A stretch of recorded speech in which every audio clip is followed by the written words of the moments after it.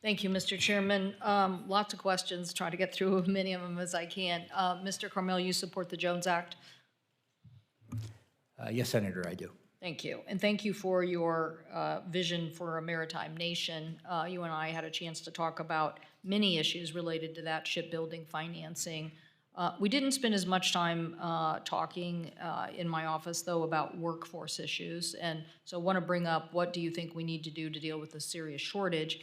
And clearly the Senate has been very concerned about sexual assault and sexual crime at sea, passing legislation reform and looking for new leadership to make sure that the Academy is acquiring a workforce that is well aware of what the conduct should be. So if you have thoughts about what we should do there. Thank you, Senator. Yes, one of the biggest things we have to do for the workforce of the future is ensure that the workforce understands the future will be there. It's very difficult to attract people into the industry if they're afraid that a year or two, the ship that they signed on is going to be gone, they're not going to have a job. So building a stable, credible maritime industry that can produce a ladder for a career path that's going to be around for a while, I think is one of the biggest things we have to do. We have to do a better job at educating the American student body about what's out there, that the maritime industry is just a good place for good jobs. And training programs. We tend to often focus straight on officers like Kings Point, but ships don't run without unlicensed as well. And so we need to make sure that that pipeline is also operating the way it should. Full marks to the unions, the SIU and in particular are very good at that sort of stuff, but we need to support them. I know that the SHIPS Act and I think the Waterfront Workers Act both have training money in there for that. In terms of Kings Point, we have a long way to go to get Kings Point fixed, no question about it. You're referring to now on the sexual assault issues? Yes, ma'am. Okay. And overall, at the end of the day, Kings Point is an academic institution. We need to make sure that when both students and instructors walk through the gates of that place, they're proud to be there. I think that has a lot to do with the attitude of people. I think that the discipline instilled in the regimental system could probably stand a little bit of tightening up, and I think that will help. But at the end of the day, it's common sense. It's making sure that people treat each other with respect.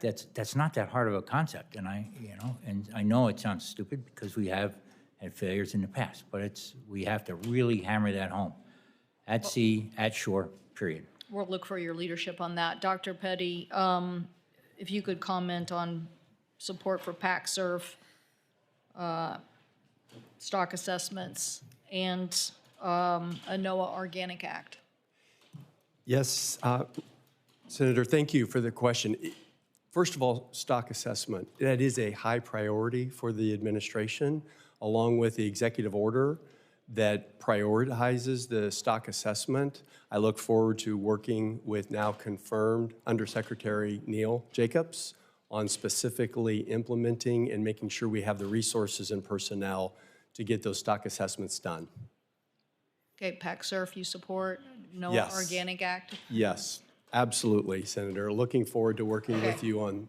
Okay. Yep. A little reverse approach than what Senator Cruz asked, is we need the Federal Maritime Commission, obviously working with a MARAD nominee here, to assure that both American consumers and American exporters are not taken advantage of. So, Mr. Harvey, it was good to hear your detail of experience on the technology side. Mr. Carmel and I had a great conversation about blockchain and immutable manifests and great things that might help us accelerate our leadership position on supply chain issues. But you also mentioned unfair and deceptive practices, and that clearly was what was happening to us, and I don't think most Americans understand. We don't control shipping today. I mean, we control calling on our ports, but these are basically big international carriers that tried to dictate to us what business was going to be like. So thank God we passed a new law and gave more authority to the commission. So what do you have in mind when you're looking at unfair and deceptive practices? Again, when we're going to try to build a maritime nation again under the leadership here that we're talking about, but we also have to show to the international community that is calling on our ports that we're going to be serious about unsubstantiated increases in rates or practices where they're leaving us high and dry on the docks with our U.S. products.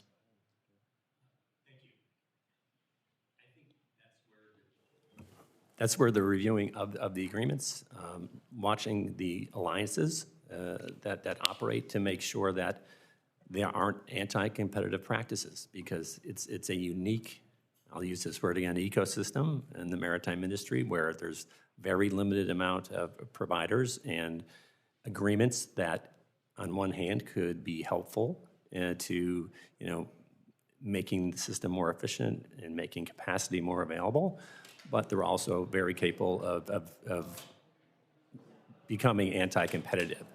And So you're I just want to clarify, sorry. so you're not afraid to use that authority in ways when you see problems that No, ma'am. exist? Okay. I'm not, and when I saw it in the securities industry, now regulations is an important part of what we do in rulemaking, but I would say that nothing gets a industry member's attention like an enforcement action, and when that's necessary, I used to have to, I was on the other end of those, so I know when those get filed, it's attention getting for sure.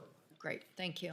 Thank you, Mr. Chairman. I'll take whatever comments you have on that, Ms. Stivella, for the record, but I appreciate you've had more involvement in this, so I think we have some understanding of your record. Thank you. Oh, sure. I appreciate that. Thank you very much. I would say, that the carriers make the market, so it's a bit of a balance, that we have to have with them. I appreciate that, their role in all of this. However, we do need to and do provide some good oversight, and I hope for additional transparency that relationship will shall we say, improve, and we'll be able to have a more efficient system.